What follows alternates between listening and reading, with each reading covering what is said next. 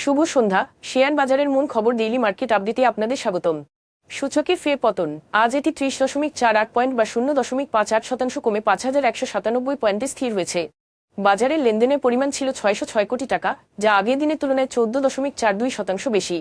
Pharmaceuticals খাতে square pharmaceuticals ও Renata, banking খাতে BRAC bank, eastern bank ও আল আরাফা ইসলামী bank এবং শিল্প খাতে খান ব্রাদার্স, পিপি উবিন ব্যাগ ইন্ডাস্ট্রিজ ও ওয়ালটন হাইটেক আজ বাজার নিম্নমুখী করতে প্রধান ভূমিকা রেখেছে। খাতভিত্তিক রিটার্নের হিসাবে আজ কেবল মিউচুয়াল ফান্ড খাত 2.02% বৃদ্ধি পেয়েছে। অপরদিকে আইটি খাত আজ সর্বোচ্চ 2.68% পতনের মুখে পড়েছে। শীর্ষ 20 ক্ষতিগ্রস্ত কোম্পানির মধ্যে 4টি আইটি এবং 4টি টেক্সটাইল কোম্পানি ছিল। সোশ্যাল ইসলামী ব্যাংক, আইসিবি ইসলামী ব্যাংক এবং ফেয়ারিস্ট ফাইন্যান্স অ্যান্ড ইনভেস্টমেন্ট আজ সর্বোচ্চ দর বৃদ্ধি পাওয়া শেয়ারের মধ্যে ছিল।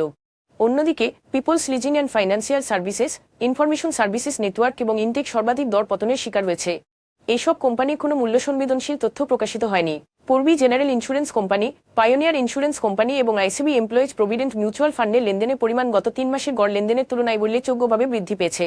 উপরোক্ত শেয়ারগুলোর এই অস্বাভাবিক লেনদেন বৃদ্ধির পেছনে কোনো মৌলিক কারণ প্রকাশ করা হয়নি। আজকের শীর্ষ দুটি সংবাদ।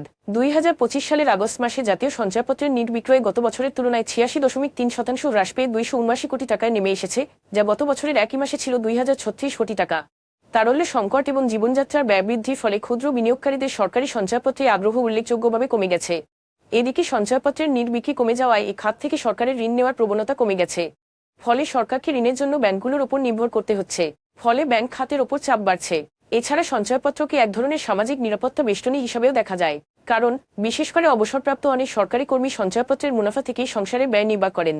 বাংলাদেশ ব্যাংকের তথ্য অনুযায়ী 2025 সালের সেপ্টেম্বরে বাংলাদেশের এলসি লেটার্স অফ ক্রেডিট খোলার পরিমাণ দাঁড়িয়েছে $6.3 বিলিয়ন, যা আগস্টের তুলনায় 17.29% বেশি।